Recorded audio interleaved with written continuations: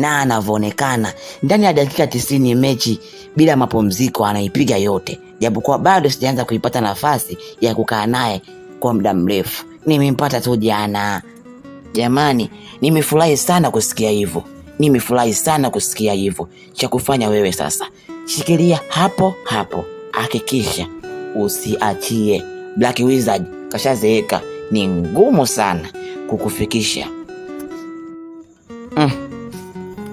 Hivi kwa nini ndoa zina changamoto sana?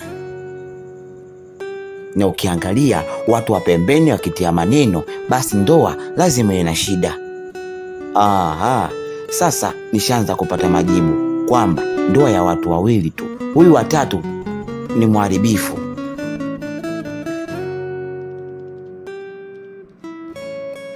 Unajua nini baba mkwe, mimi nitakupa kila kitu ambacho nakitaka. Kwa kuwa mimi ni mwanamke, nahitaji matunzo, nahitaji kutunzwa, nahitaji mafuta. Usioniona mimi ninavong'aa, huwezi kuamini, hii ni hela yangu mwenyewe, sio ya mume wangu. Kwa hiyo naomba hapa wewe unanipa hiyo 40 kila siku. Usijali, yani 40 kila siku itakuwa yako. Alafu ulikuwa unaogopa kunipa busu. Hapa mama yako hayupo, wala hamna mtu yote zaidi ya mimi.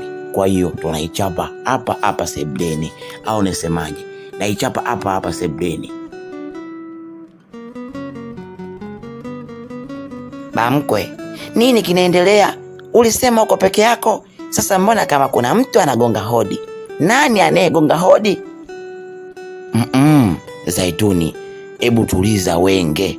Nimekwambia kabisa, mimi hapa niko mwenyewe, hakuna mtu mwingine zaidi ya wewe na mimi tu. Sasa huyo si atakuwa we nani?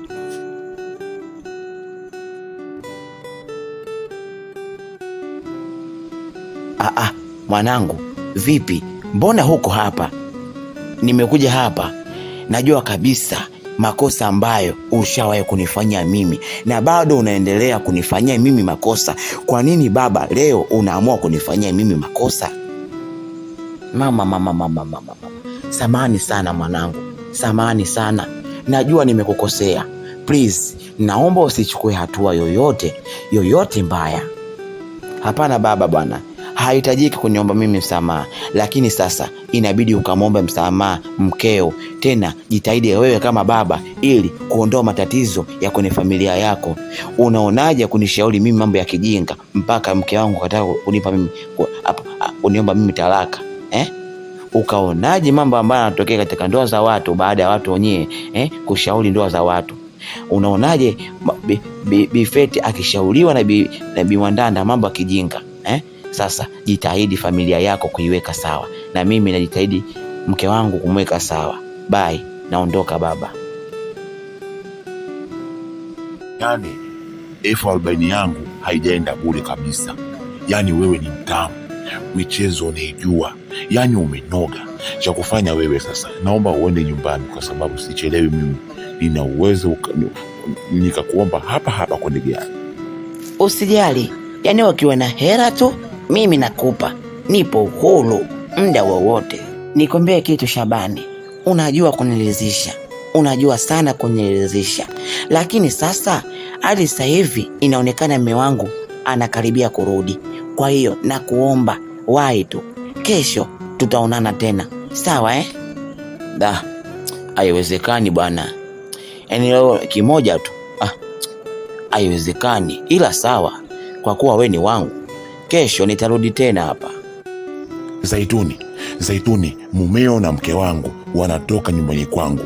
Tena nimewasikia kabisa wanasema eti mke wangu anamwambia eti Shabani meo, eti Shabani ni mtamu, anaweza kumridhisha. Hivi unaelewa pale?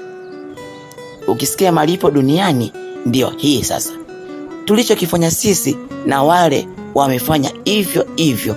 Swali la kujiuliza, sisi na wale nani ameanza? Pengine unapanga ratiba zako na mkeo naye anajua yote hayo.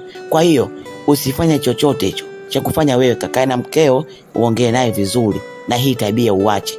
Kuanzia leo JM usinitafute. Nenda kukaa na mume wangu.